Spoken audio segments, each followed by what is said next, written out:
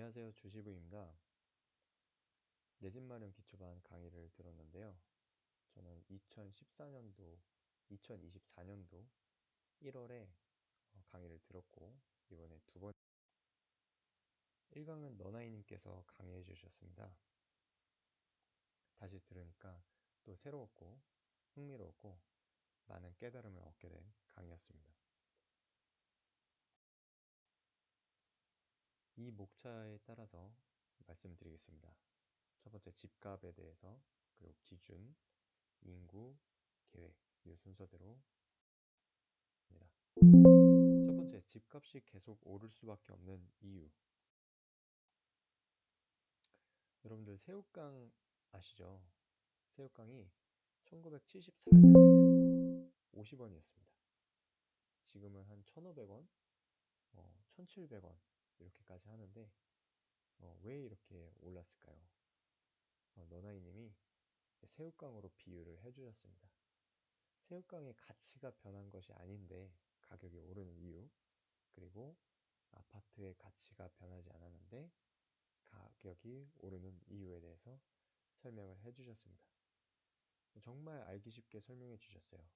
이거는 진짜 부동산 폭락론자들도 이해할 수 있는 좋은 예시라고 생각이 들었습니다.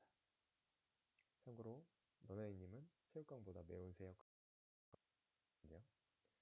자, 두 번째, 지금 집 사도 괜찮을까?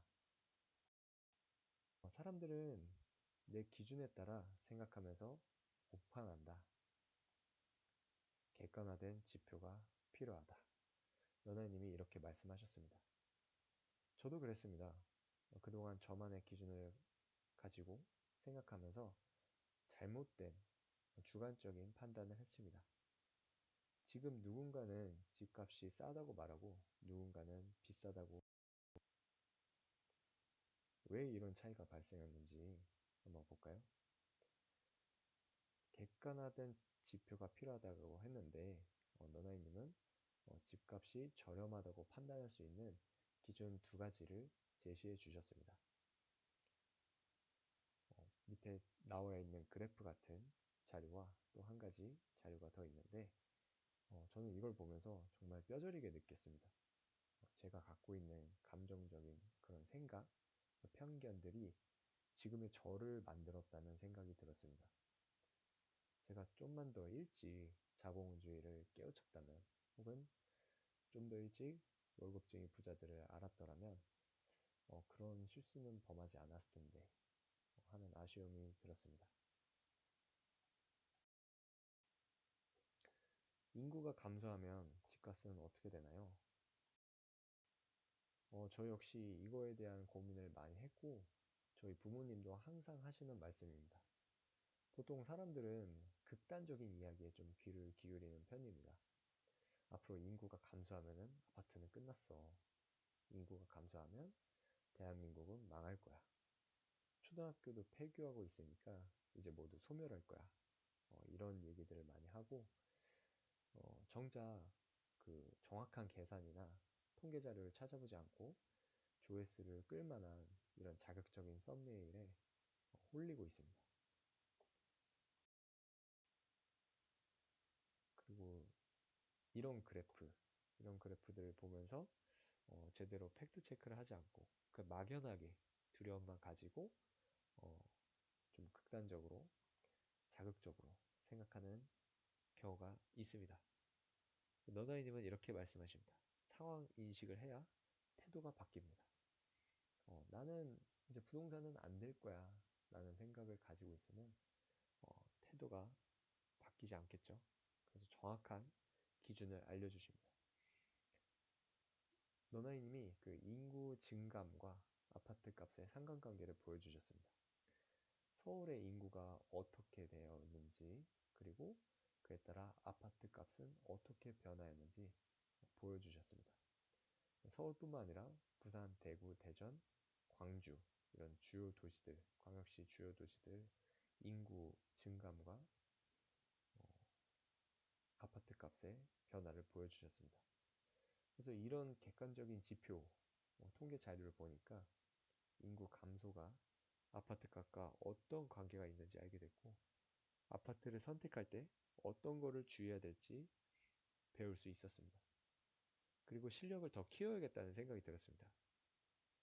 제가 알고 있는 어, 내용에 대해서 좀 더 많은 자료를 어, 섭렵하고 배우면서 실력을 키워나가야겠다고 생각했습니다.